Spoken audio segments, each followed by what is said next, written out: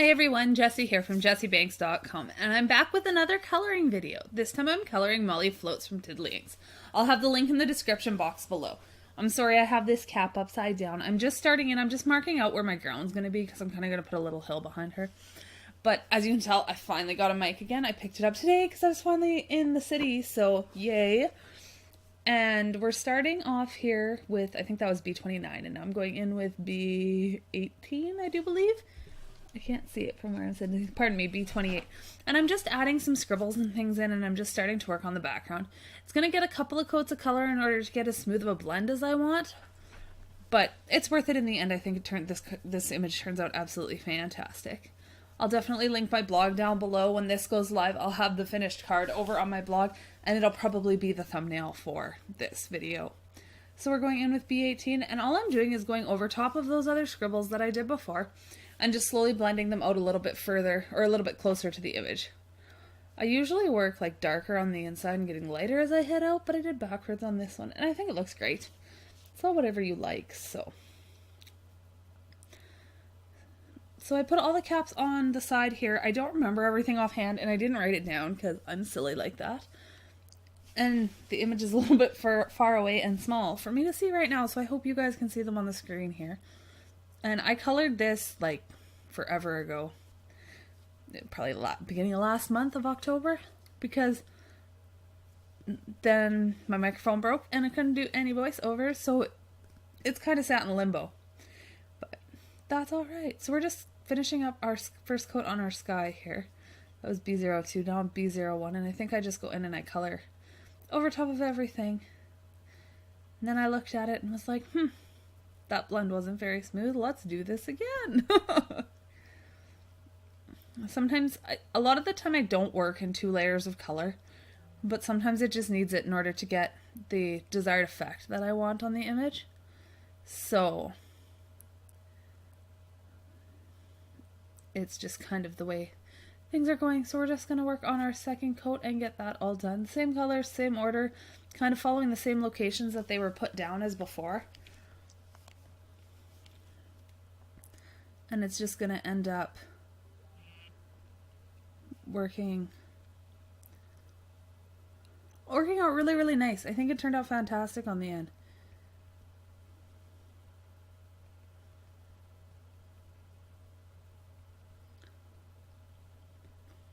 Sorry, it's been a while and I'm falling out of the groove of doing my voiceovers, and look, my glasses and the top of my head are in the way.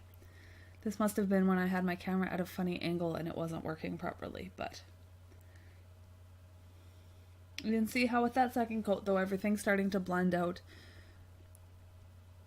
a lot smoother and it's just looking a little more fluid.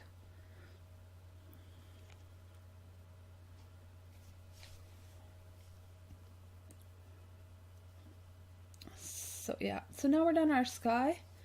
And then we're going to do the grass. So I'm starting in with Y11 and I'm just kind of blocking in where the hills are going to be. I like when I'm doing things like this and I'm not using like stamped lines or anything like that to tell me where I want my shadows and things. I tend to go in with a really, really light color first. That's going to be completely covered at the end, so you're never going to see it anyway. And it just gives me the opportunity to make a mistake and change my mind, and it's not going to affect the image. Yeah, I forgot to put the cap in the camera. So this is YG97. And I'm coloring outside of that circle. I printed that circle around the image, and then I'll just fussy cut around it when I'm finished before I go to put it on the card. So it just keeps things a little easier for me, and then I don't have to worry about not going out far enough with color or anything like that. And as long as I'm on the other side of that circle, it doesn't matter because it doesn't have to be perfect because I'm going to cut it out. It's going to look fantastic after. So when I do my greens, I tend to put Y11 over top of everything at the end. I like yellower greens. And again, that's just something that's a personal preference. So now we're going into the skin for the image. And I'm going to use one of my standard Copic colors. And when I do skin and things, most things aside from hair, I blend dark to light. When I do hair, I tend to do light to dark. So I go in with E13 next. I do prefer to use this prior to doing E11, I just think it makes that transition from that E04 just a little bit smoother. It's one more color kind of in between them. So E11 is our next color. And I'm always going back over top of everything I put down before it. So I'm going all the way back to like the E04 when I'm putting in this E21. Which is just going to help everything meld together and give it a little bit more of a rounded appearance. So I add my cheeks in before I put in my two lightest colors. Then my cheeks blend into the skin as well, and it doesn't look like a pink dot on her face. And that was E50. Sorry that the cap was out of the screen. Now we're going to start working on her hair, and I'm going in with E50. So like I said, I start with this lightest color, which is, again, E50, and then I work to my darkest. This hair takes a lot of time on the Molly images because there's a ton of it, and it flows in all different directions, and it's absolutely beautiful when it's done, but it's painstaking to color. I would definitely, like, I took it on as a whole head because it's hair, and it doesn't have to have wet ink, but you can definitely take it on in sections and stuff.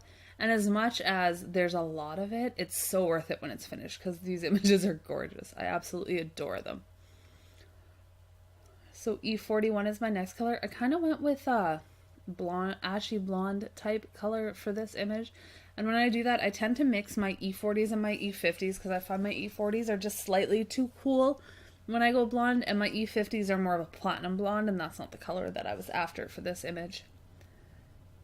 So you'll see that I jump back and forth between my light E40s and my light E50 colors, which means that I use more colors than I normally do on hair, which I tend to overdo the colors as it is, so. But again, it's all personal preference, and you definitely don't have to go in and use as many colors as I do, so. There I had the wrong end off, and now we're going in with E51, which again is warmer, so it'll brighten everything up again. I'm just working our way around the image. If you find that it's really hard to color just with your image facing in one direction, definitely turn the image around. There's lots of times when I'm coloring, even on my YouTube videos, where, like that, I turn the image just to make, it just makes it easier, and you might as well color as comfortably and make things as easy for yourself as possible. There, I opened the wrong side again, and E42 is our next color. Hair for days, I love it. Coloring hair is one of my favorite things to do, in whatever medium I'm doing it in.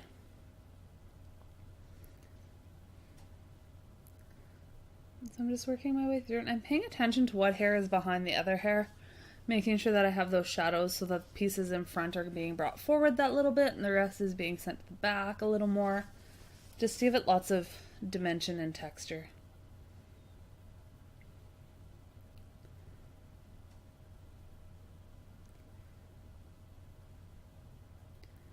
Almost finished with this color. I'm not sure if there's one or two more colors that I put into her hair here, or if that's it.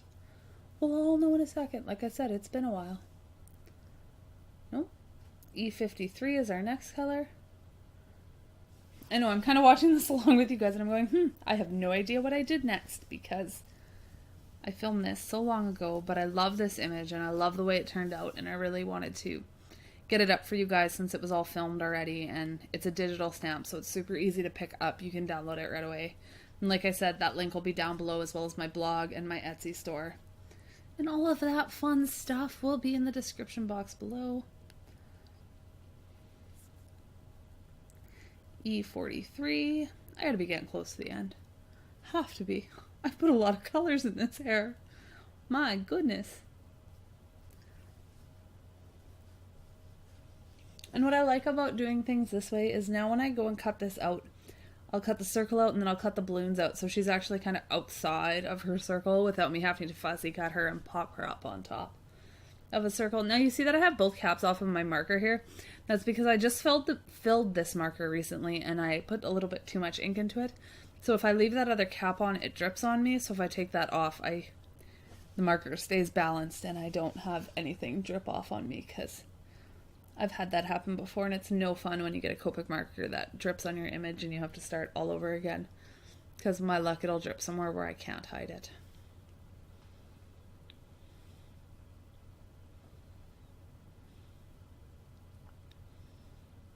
And E44, and I'm just going to add a tiny little bit of this And it's just to finish defining everything and putting in some deeper shadows in her hair.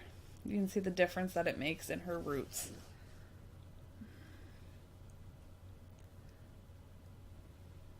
Just helps to create those real dark shadows that I like to have. I tend to color with lots of, or I tend to want to color with lots of contrast. And somewhere in here I cut my finger open. Oh yes, I was doing dishes when I did that. Don't put sinks in your dish, or don't put knives in your dishwater. So now I'm going to start in on this balloon here, and I'm going to make this one yellow. And when I do my yellows, I tend to use this YR24 as my darkest color. It just gives it a lot of, it gives it a lot, that shadow a lot darker, and it still blends in with all of the other, with all the other colors.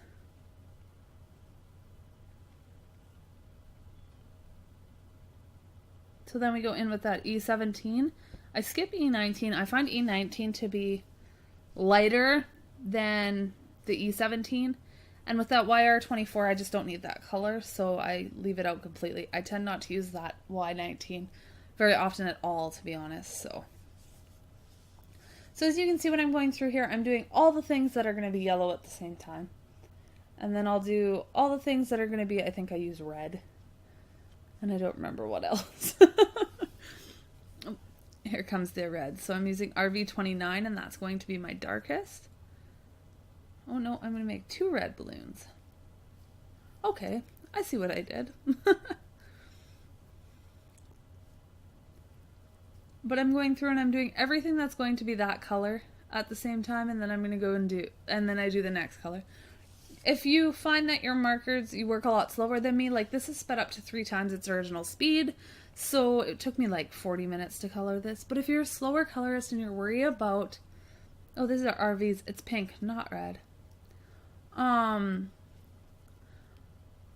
If you're worried about things drying on you so they don't blend as well, definitely just work in smaller sections. Do one balloon, then the other balloon, then the skirt, then the shoes, and things of that nature. So this is almost finished. I'm just going to let you guys finish watching me color out the pink. I hope you guys enjoyed this. Please like, comment, subscribe. If you have any questions, definitely leave them down below. I'll get back to you. I read every comment. I may not reply to them all. I'm a single mom, so I don't always have the time. I know that's no excuse. But anyway, I'll see you guys in the next video. Bye for now.